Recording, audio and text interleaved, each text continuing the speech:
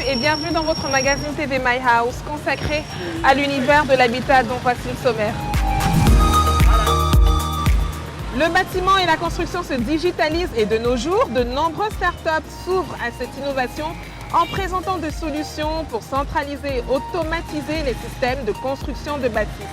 Dans Focus House, nous nous intéresserons aux services que les startups nous proposent quant à l'achat et au approvisionnement des matériaux, aux groupes d'échange sur l'aménagement ainsi que des conseils déco et tutos et tout ceci via le digital bien sûr.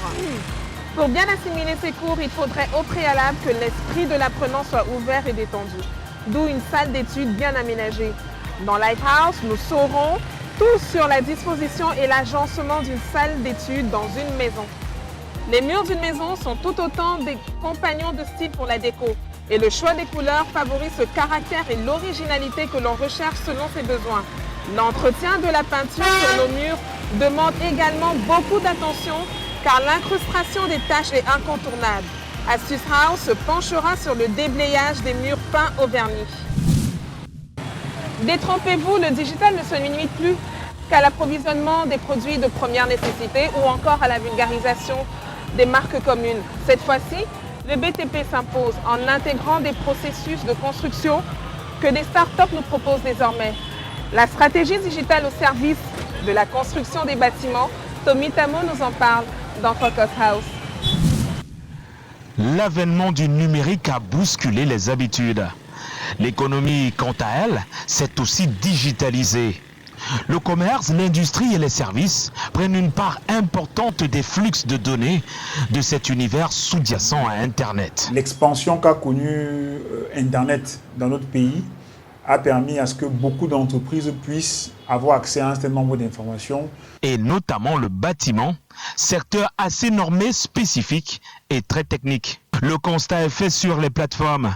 Une floraison de services sont proposés. Des forums, conseils proposent des contenus aux usagers. Et dans cet univers, nous nous sommes intéressés à un cas patent. Et par ailleurs, nous avons scruté l'ensemble des approches proposées sur le digital. Bienvenue à Se Construire.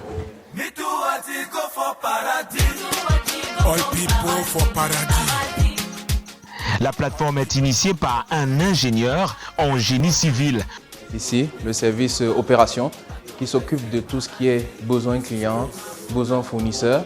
Et là, nous avons le service team fournisseur qui s'occupe de la gestion de tous les fournisseurs de Se Construire, les quincailleries, les partenaires de la construction, à savoir le ciment, le fer et autres. Et ici, nous avons le service qui s'occupe du marketing digital. Toutes les réponses que vous allez avoir sur Facebook, sur Instagram, sur Twitter, c'est sur cette petite table que t'ont concocté tous les posts et toutes les publications. Fort de cette expérience et du constat des difficultés d'approvisionnement en matériaux sur les chantiers, une idée lui vient en esprit. J'ai fait beaucoup de chantiers. En tant que, déjà j'ai commencé mes manœuvres. Après, j'ai été à plusieurs stades de l'évolution d'un chantier et je maîtrise un peu tout ce qui rentre dans la construction. Alors Se Construire voit dans le jour. Je me suis dit, pourquoi ne pas, avec du digital, nous sommes jeunes, il faut essayer de positionner et de mettre des éléments de manière claire, simple et transparente pour non seulement les professionnels, mais aussi le particulier qui désire avoir un toit. C'est pourquoi nous sommes arrivés avec un camarade de classe de Polytech aussi, ingénieur informaticien. Il nous a dit, allez, on va mettre sur pied une plateforme assez robuste, assez simple d'utilisation. Objectif, apporter une solution aux particuliers et promoteurs d'habitat où qu'ils se trouvent, souhaitant se ravitailler en matériaux de construction en un laps de temps. Et pour permettre aux gens, aux fournisseurs et aux clients de se retrouver dans cette plateforme et de pouvoir faire des échanges en toute transparence et en toute facilité. Se Construire propose alors une large gamme de produits matériaux de construction de ses partenaires à travers le monde. À travers cette plateforme, ça se fait en 5 minutes. Tu tapes juste la recherche, par exemple Tôle, Yaoundé, ça te dit déjà dans un rayon de kilomètres ce qu'il y a en termes de disponibilité, en termes de qualité et en termes de prix.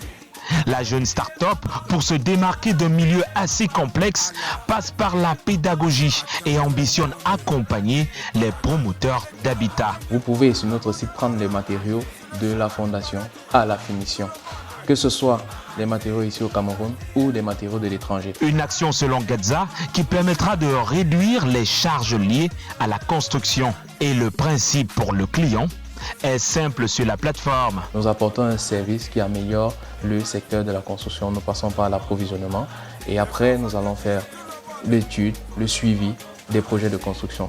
Dans cet ordre d'idée, par la suite, nous sommes en train de travailler sur une offre assez intégrée aux réalités du Cameroun parce que le particulier veut construire, mais généralement il ne se tourne pas trop vers le professionnel parce qu'il se dit que c'est cher. Et quand on lui parle d'un ingénieur, d'un architecte, il dit non, non, non, c'est cher. Mais il ne sait pas que le moins cher est cher. L'argent qu'il nous donne pour faire ses études, il va l'utiliser plus tard, en totalité ou en partie, ça va dépendre de l'offre, pour l'achat de ces matériaux de construction. Mais sur les plateformes numériques, la méfiance chez le client semble être le tendon d'Achille pour les start-upers. Il crée le compte d'abord parce qu'il faut qu'il s'inscrive en tant que client sur notre plateforme. Par la suite, il recherche le produit dont il a besoin sur la plateforme. Et lorsqu'il peut filtrer en fonction de sa localisation ou de la localisation de son chantier. Après avoir validé la commande, il y a le mode de paiement. On a 3 principaux modes de paiement très usuels. On a le mobile money, on n'a pas virement bancaire et on a en espèces. Parce qu'il y a des clients qui sollicitent se déplacer pour venir voir nos locaux. Les délais de livraison, lorsque c'est dans les grandes métropoles en général, c'est 24 heures. Alors la transparence est de mise, tant sur la qualité et le prix proposé, même si jusque-là, les difficultés semblent résister. Les clients, ils voient bien le prix sur le site, mais ils veulent bien commander. Ils commandent même. Maintenant, au niveau de la livraison, ils ne veulent pas payer avant. Et les commandes dans le génie civil, c'est de 1 million, 2 millions. Pour rassurer le client, nous prenons des risques. Dans nos débuts, une fois, nous avons eu à prendre pratiquement tout le capital de l'entreprise, à savoir 2 millions, pour déposer dans une quincaillerie, pour prendre les produits du client, pour aller livrer, pour qu'il teste la solution et qu'il soit rassuré du service. Le secteur du bâtiment étant particulier, y intégrer le digital n'est pas une mince affaire. Dans son jeune parcours, la start-up construit son bonhomme de chemin. On ne comprenait même pas en fait ce que je voulais faire. On s'est dit, tu vas mettre en ligne les produits, pour faire quoi, ça va servir à quoi. Et tu vas livrer sans qu'on ne voit le produit avec les chefs chantiers et les techniciens qui, en fait, eux, c'est le toucher là. Et même dans la construction, il y en a peu qui sont digitaux. C'est les petits téléphones et tout, même les livreurs. Et au départ, ils n'avaient même pas de téléphone. Quand il faut payer un livreur, il te dit qu'il n'a pas de téléphone. Il n'a pas mobile money. Comment tu fais?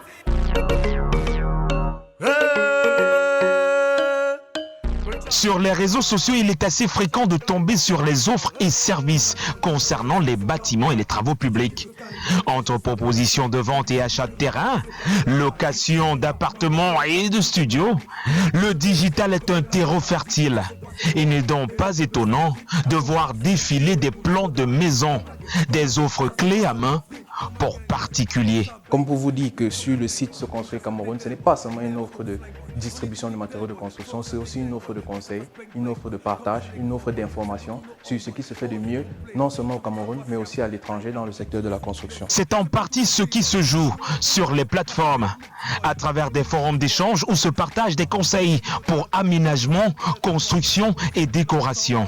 Ce n'est que normal que plusieurs startups ou bien plusieurs entreprises s'y mettent dans la mesure où ça leur permet déjà, à travers les réseaux sociaux, de mieux se vendre, de mieux faire connaître leurs services, de s'y positionner en présentant les différentes innovations que ces entreprises peuvent mettre sur pied, en présentant les différents process au niveau du travail, mais aussi en désacralisant un peu, entre guillemets, si je peux dire ça ainsi, l'esprit de la construction.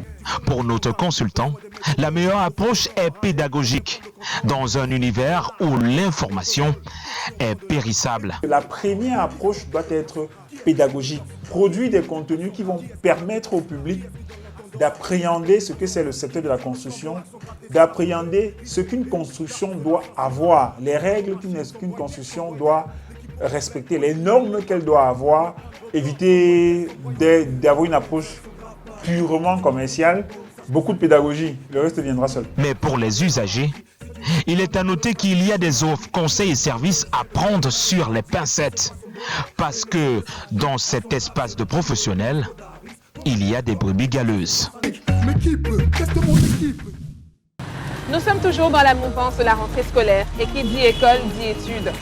Une fois l'apprenant rentré à la maison, il lui faut un cadre propice pour allier détente et compréhension de ses cours.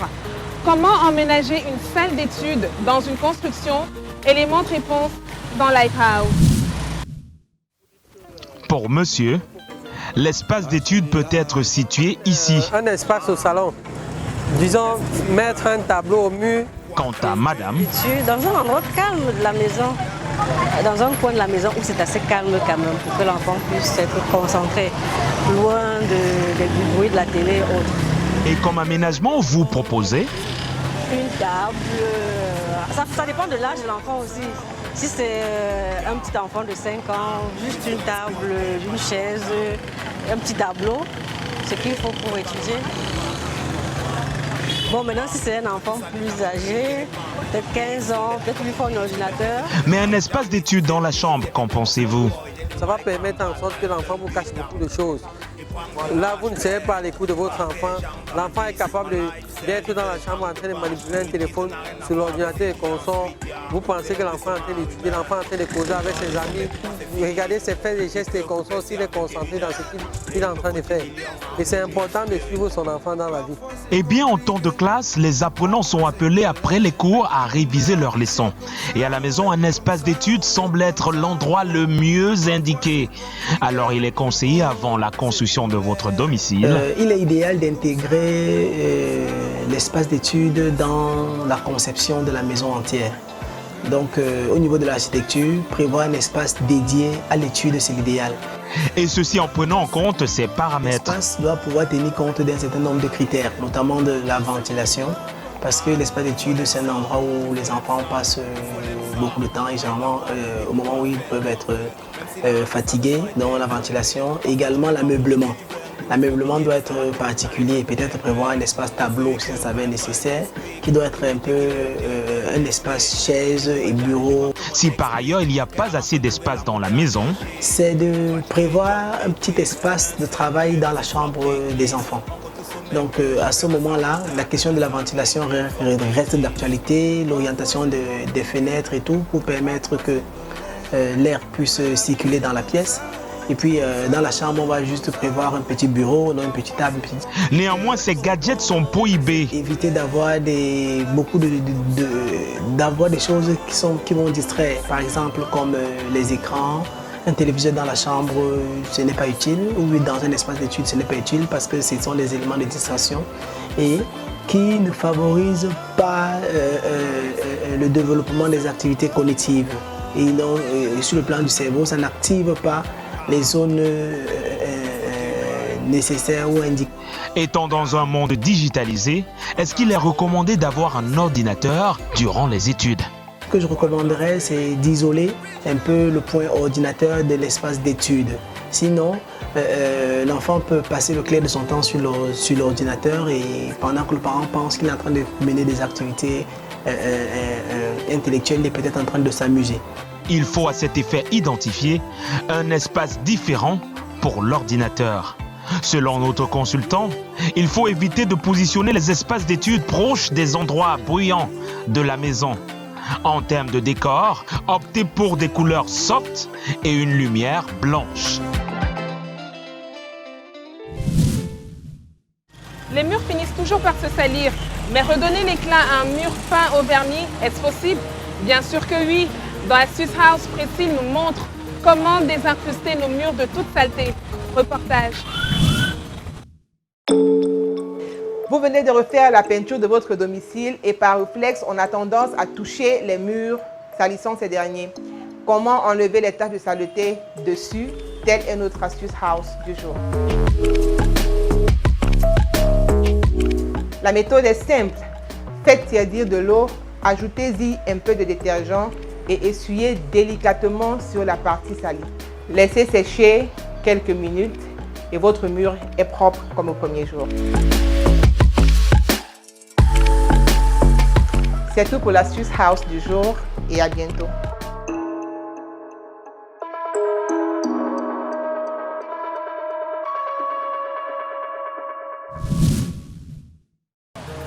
Nous remercions toute l'équipe derrière la réalisation de cet ouvrage, CS Communications Tomitamo. À la prochaine édition pour de nouvelles informations sur l'univers de l'habitat.